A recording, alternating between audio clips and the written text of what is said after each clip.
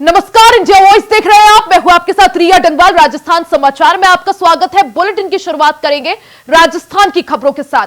राजस्थान के चित्तौड़गढ़ के भदेसर उपखंड के नरबदिया गांव के पास स्थित अनगढ़ बाबाजी तीर्थ स्थल पर सीएम भजनलाल शर्मा ने वृहद पौधारोपण कार्यक्रम में भाग लिया। मुख्यमंत्री भजनलाल शर्मा ने 1008 पौधे लगाकर एक पौधा मां के नाम अभियान की शुरुआत की। इस कार्यक्रम में नीम, पीपल, बरगद जैसे दीर्घायु पौधों को पंचगव्य से तैयार गमलों सहित गड्ढों में रोपित किया गया।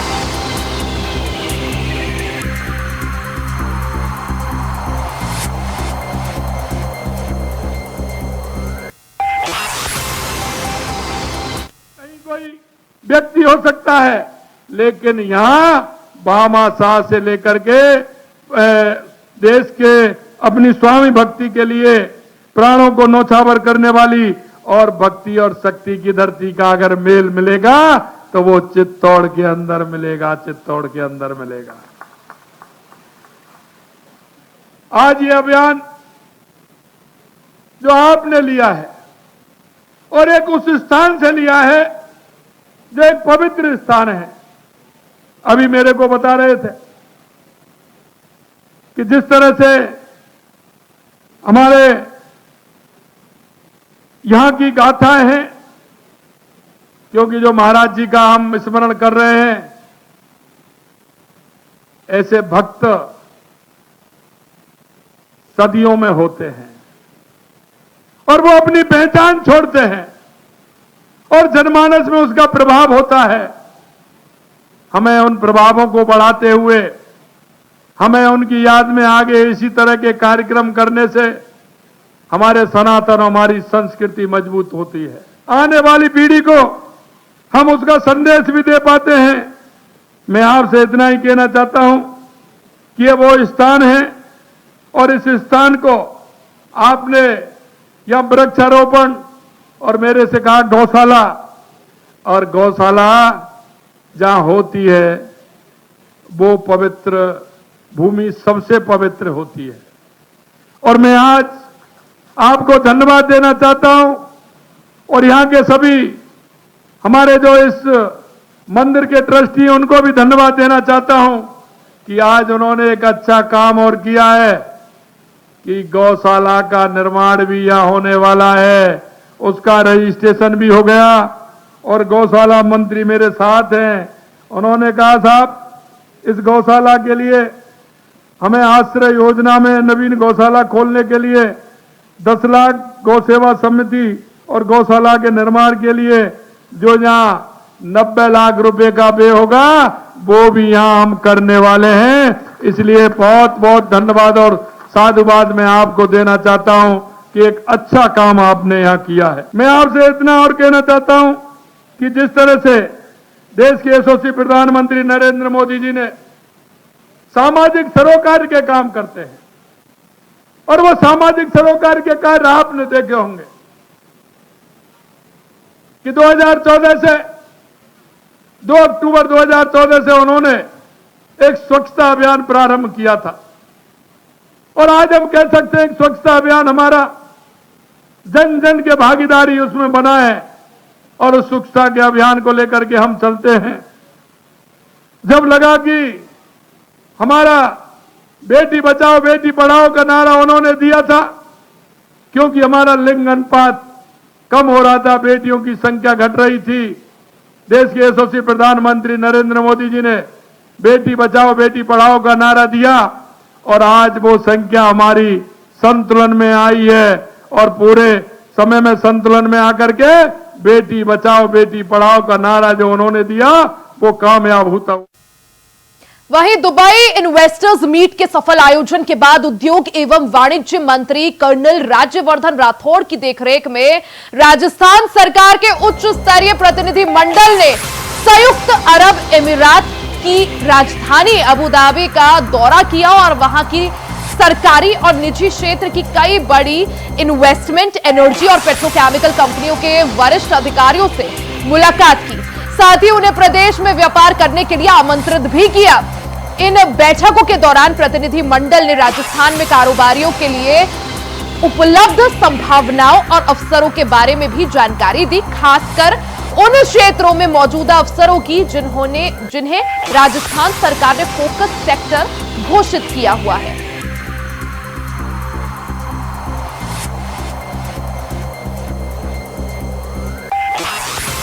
वहीं राजस्थान में संचालित मुख्यमंत्री आयुष्मान आरोग्य योजना का दायरा अब और ज्यादा बढ़ाया जाएगा। इस योजना के तहत राजकीय अस्पतालों के साथ निजी अस्पतालों का नेटवर्क अब गांवों तक भी उपलब्ध हो सकेगा।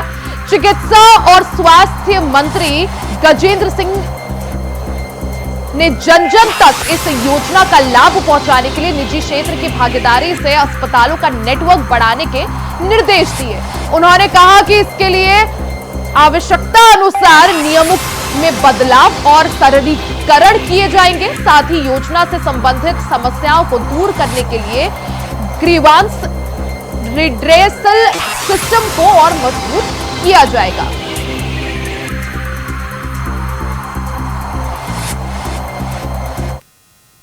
पीएम कुसुम योजना के माध्यम से प्रदेश के ऊर्जा क्षेत्र में उद्यमिता के नए युग की शुरुआत हो गई है। मुख्यमंत्री भजनलाल शर्मा ने बिरला सभागार में आयोजित मुख्यमंत्री रोजगार उत्सव में 10,000 करोड़ रुपए से ज्यादा के जन विकास कार्यों का लोकार्पण और शिलान्यास किया।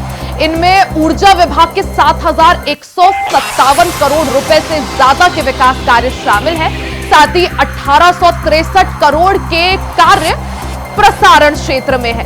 साथ ही शेष डिस्कॉम्स के हैं। कार्यक्रम में मुख्यमंत्री ने प्रधानमंत्री कुसुम कंपोनेंट सी योजना के अंतर्गत एक साथ 608 सोलर प्लांट का भी शिलान्यास किया है। इन प्लांट्स के जरिए 5,254 करोड़ रुपए का निवेश होगा और 1,501 मेगावाट बिजली का उत्पादन हो सकेगा।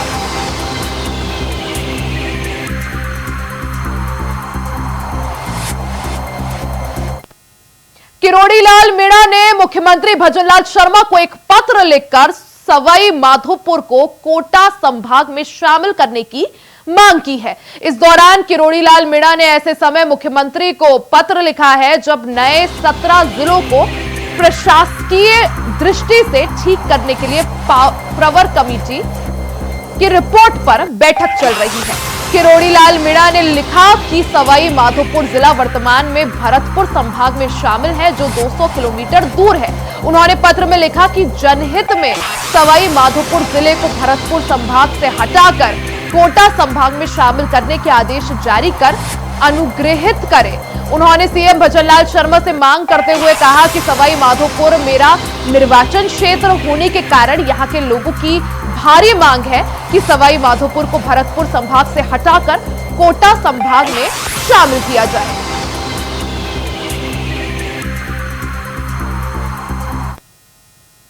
वहीं राजस्थान के भीलवाड़ा जिले में मौसम गरमाया हुआ है। मंडलगढ़ तहसील क्षेत्र के महुआ गांव में बुधवार देर रात समुदाय विशेष के व्यक्ति की ओर से लगवाए गए भारत विरोधी और पाकिस्तान जिंदाबाद के नारों से विवाद खड़ा हो गया। गुस्साए लोगों ने 3 केबिन में आग लगा दी। मंडलगढ़ थाने के जाप्ते ने मौके पर पहुंचकर स्थिति संभाली। घटना के विरोध में गुरुवार को महुआ के बाजार बंद रहे और बड़ी संख्या में पुलिस बल वहां पर तैनात भी रहा। इस घटना को लेकर मंडलगढ़ पुलिस थाने में किसी भी पक्ष ने मामला दर्ज नहीं कराया है। पुलिस घटना के हर पहलू की अपने स्तर से जांच कर रही है।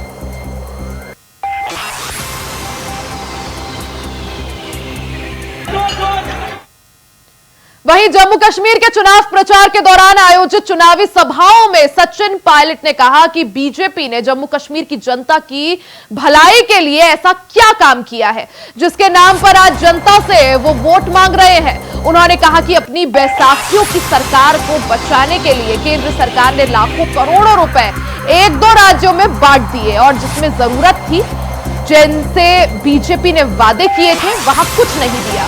उन्होंने आगे कहा कि मैं धन्यवाद देता हूं देश की जनता को जिसने बीजेपी की नकारात्मक सोच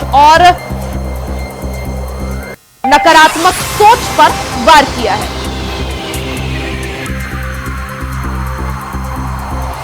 वोट का 2 दिन से यहाँ मैंने जलसे किए हैं, मीटिंग्स करी हैं। जो माहौल है, जो वर्कर्स में आज ऊर्जा है और ताकत है, उसे देखकर मुझे लगता है कि अच्छे बहुमत के साथ जब परिणाम आएंगे तो अलायंस की सरकार बनेगी।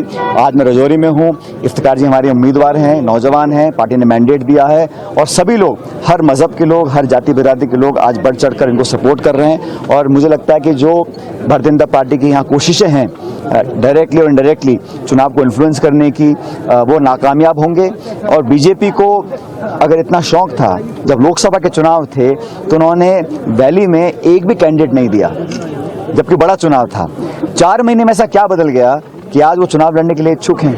वो सिर्फ वोट का बिखराव करने के लिए, यहाँ पर इंटरफेयर करने के लिए चुनाव लड़ रहे हैं। जीतने के हालात उनके नहीं हैं। और यहाँ पर अलायंस का जो गठबंधन है बड़ा मजबूत है। हम लोग मिलकर चुनाव लड़ रहे हैं और मुझे लगता है कि पूरे जम्मू कश्मीर के लोगों का विश्वास हम लोगों के ऊपर है। कांग्रेस नेता राहुल गांधी को लेकर दिए गए बयान पर देश भर में कांग्रेस पार्टी की ओर से विरोध प्रदर्शन किया जा रहा है, जिसके तहत राजधानी जयपुर में भी शहीद स्मारक पर कांग्रेस की ओर से प्रदर्शन किया गया। इस मौके पर पीसीसी चीफ गोविंद सिंह डोटासरा ने कहा कि बीजेपी राहुल गांधी को लेकर हेट स्पीच दे रही है। बीजेपी और उसके सहयोगी दलों द्वारा राहुल गांधी को लेकर जो बयान दिया गया है वो गलत है। डोटासरा ने कहा कि राहुल गांधी इस तरह के बयानों से डरने वाले नहीं हैं।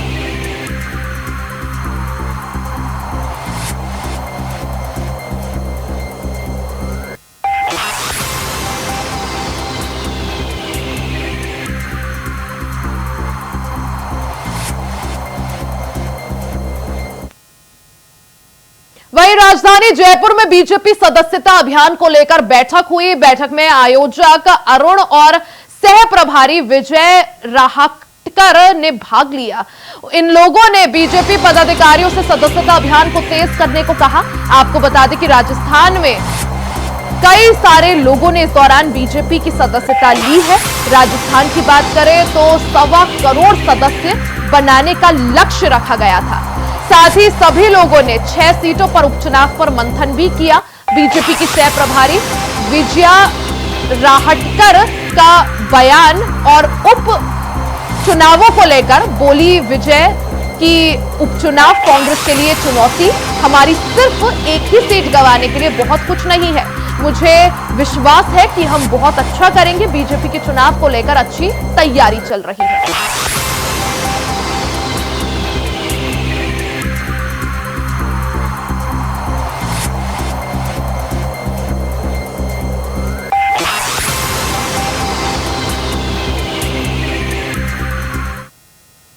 दौसा जिले के बांदीकुई में 600 फीट गहरे बोरवेल में गिर गई 2 साल की बच्ची नीरू को सुरक्षित बाहर निकाल लिया गया है। बच्ची को निकालने में जुटी एनडीआरएफ और एसडीआरएफ की टीमों को लगातार 18 घंटे के ऑपरेशन के बाद आखिरकार गुरुवार सुबह सफलता मिल गई। बच्ची बुधवार शाम लगभग 4 बजे अपने घर के पास ही एक खेत में लगे बोरवेल में गिर गई थी। बच्ची को चिकित्सा जांच के लिए एम्बुलेंस से एक स्थानीय अस्पताल ले जाया गया है। हालांकि चिकित्सकों का कहना है कि नीरू बिल्कुल ठीक है। एनडीआरएफ और एसडीआरएफ के जवानों की लोगों द्वारा तारीफ भी की जा रही है।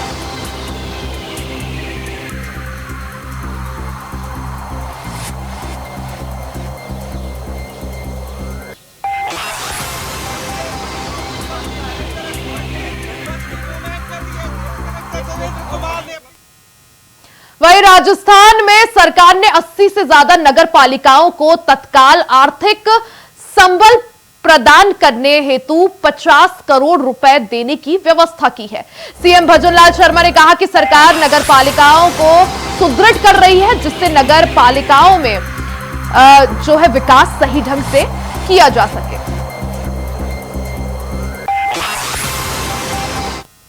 घूमते हैं, बाढ़ का पानी जो है अभी हम लोग भी चारों पट्टी छाप लिए हैं। पानी बढ़ रहा है। अभी इलाहाबाद में घट रहा है। यहाँ पानी जो इलाहाबाद से आएगा तो 2 दिन के बाद यहाँ रोकेगा। अभी पानी हमने भी पसर रहा है। चारों पट्टी गांव में पानी हो गया है। कैसे आते जाते हैं लोग आप नाव से? हम लोग डेंगी चल रहा है। देखिए गाँव में, यह गाँव सामने जो लोग रहा है ये डेंगी चल रहा है। आते जाते थोड़ा सा बचा है, इसी आधार से हम लोग आते जाते हैं, घूमते हैं। आधेनियों से पानी है। प्रशासन के लोग सचेत करने आए कि सचेत अभी कोई नहीं आए हैं। अभी कोई नहीं है।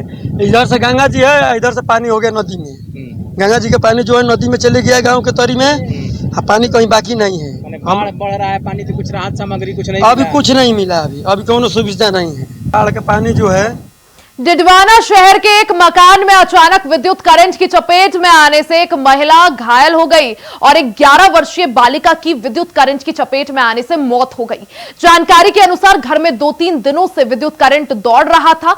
इसी कारण विद्युत वायर से बच्ची के टच हो जाने की वजह से 11 वर्षीय रियाना की विद्युत करंट लगने से मौत हो गई। वहीं मृतक और घायल को तुरंत स्थानीय लोगों ने डिडवाना शहर के राजकीय अस्पताल पहुंचाया, जहां पर डॉक्टरों ने बच्ची को मृत घोषित कर दिया।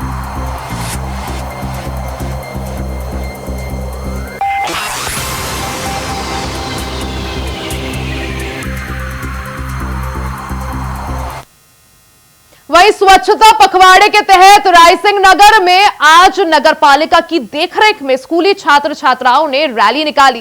रैली को एसडीएम सुभाष चंद्र चौधरी ने हरी झंडी दिखाकर रवाना किया। इस दौरान नगर पालिका कार्यवाहक अध्यक्ष बलजिंदर कौर के साथ अधिकारी और कर्मचारी भी मौजूद रहे। वहीं रैली के माध्यम से बच्चों ने स्वच्छता का लोगों को संदेश दिया।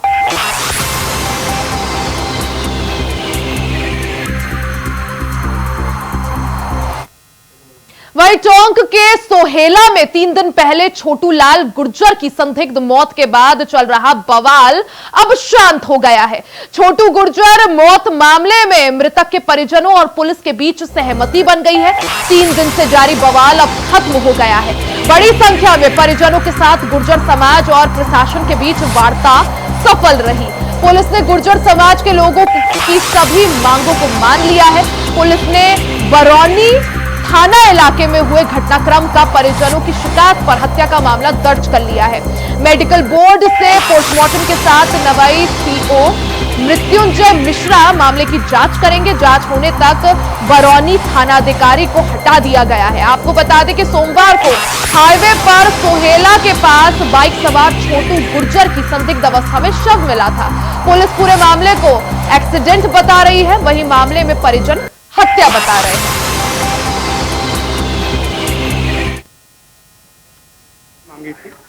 पहली मांग ये थी कि जो प्रकरण है वो गंभीर धाराओं का था, मर्डर का, उसी धाराओं में पंजीबद्ध हो जाए। हमने वो दर्ज कर लिया।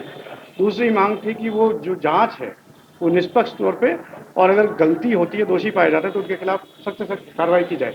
हमने सीओ निवाई को इसके लिए अनुसंधान अधिकारी नियुक्त कर दिया उनके चाहे अनुसार। तीसरा उनकी ये मांग थी कि पोस्टमार्टम जो है बोर्ड से होगा, हमने उसको एग्री कर दिया। चौथी मांग जो थी वो कि थानाधिकारी को वहां से हटाने की मांग थी, तो हमने कहा भाई जब तक जांच है तब तक हम थानाधिकारी वहां से हटाएं। किस तरह का पूरा प्रकरण ये दर्ज किया गया, पूरी शिकायत क्या है परिवार जनों की, क्या आरोप है पुलिस के ऊपर? फिलहाल ऐसा कोई उन्होंने पर्टिकुलर आरोप नहीं लगाया है। उनका ये था कि भाई इसमें जो थानाधिकारी की भूमिका है वो संदिग्ध हो सकती है। इस संबंध में हमने जांच बिठा दी है। जो भी जांच में फैसला होगा उसके अनुसार मृतक के परिजनों की यही मांग थी कि थाना अधिकारी को लाइन हाजिर किया जाए, तो कहीं ना कहीं बड़ी चूक पुलिस की तरफ से रही है। अगर पहले ही लाइन हाजिर कर दिया जाता तो इसका पतंगड़ नहीं होगा। नहीं, ये कहना ठीक नहीं है। जब तक जांच नहीं होती है उसके बारे में कोई भी शब्द कहना ठीक नहीं है। 2 दिन में जांच हो गई, उसके बाद लाइन हाजिर किया गया? नहीं, जांच होगी। हमने कहा जांच होने तक उसको हटाएं। खबर उदयपुर वाटी से है, जहां उदयपुर वाटी में धरने पर बैठे ट्रैक्टर चालकों ने निष्पक्ष जांच की मांग की है। ट्रैक्टर चालक वन विभाग के अधिकारियों के खिलाफ धरने पर बैठे हैं। वहीं ट्रैक्टर चालकों ने झूठे मुकदमे में फंसाने का भी आरोप लगाया है और निष्पक्ष जांच कराने की मांग की है।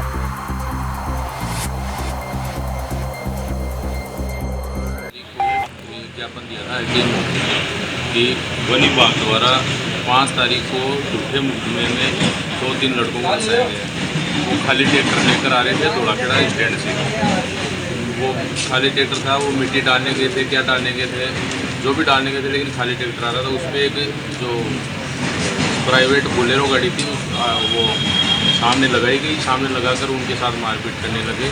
मारपीट करके वो उन्होंने जैसे तैसे वहाँ जो आस पड़ोस के लोग थे उन्होंने उनका बीच बचाव किया और उनको छुड़वाया। वन विभाग की क्या रंजिश है इनके साथ, वो रंजिश निकालना चाहते हैं या क्या निकालना चाहते हैं, उसकी वजह से इनके ऊपर झूठा मुकदमा लगा दिया। हम तो प्रशासन को ये करना चाहते हैं कि इसकी निष्पक्ष जांच की जाए। वहीं अजमेर जिले के नसीराबाद में इंडिया वॉइस की खबर का असर देखने को मिला है। मिलावटी घटिया गुड़ बनाने वाली फैक्ट्री पर फूड सेफ्टी विभाग की टीम ने दबिश देते हुए कार्रवाई की है। फूड सेफ्टी विभाग कार्रवाई से मजदूरों में हड़कंप मच गया। मिलावटी गुड़ बनाने का ये गोरख धंधा काफी दिनों से चल रहा था। इंडिया वॉइस पर प्रमुखता से हमने इस खबर को दिखाया, जिसके बाद फूड सेफ्टी विभाग ने कार्रवाई की है।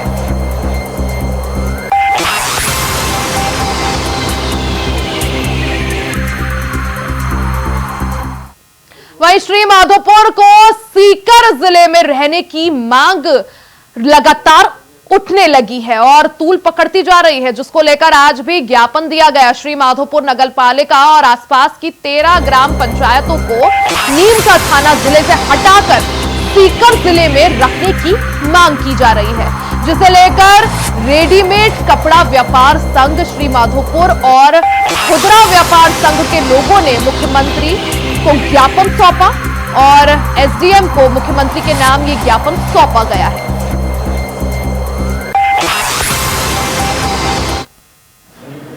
माधोपुर को पुनः सीकर जिले में समायोजित करने के लिए आज हम सभी रेडीमेड व्यापार संघ और सर्व समाज की तरफ से ज्ञापन दिया जा रहा है। सभी की इच्छा है व्यापारिक दृष्टि से और दूरी की दृष्टि से जो कनेक्टिविटी है वो सीकर से बहुत अच्छी है, तो हम सभी ये चाहते हैं कि श्री माधोपुर को सीकर से ही जोड़ा रखा जाए। खबर जयपुर से है, जहां जयपुर में खाद्य सुरक्षा विभाग ने कार्रवाई की है। कार्रवाई करते हुए खाद्य सुरक्षा विभाग ने कई तरह की कमियों को पकड़ा है।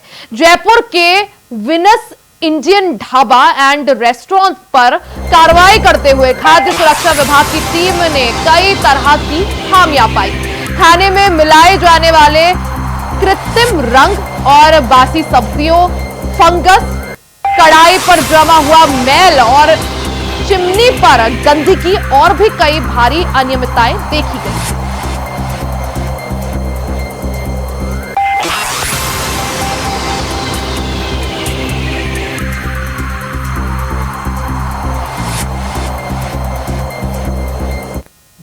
राजस्थान समाचार में फिलहाल के लिए सिर्फ इतना ही। खबरों का सिलसिला जारी रहेगा, बने रहे हमारे साथ, तब तक के लिए नमस्कार।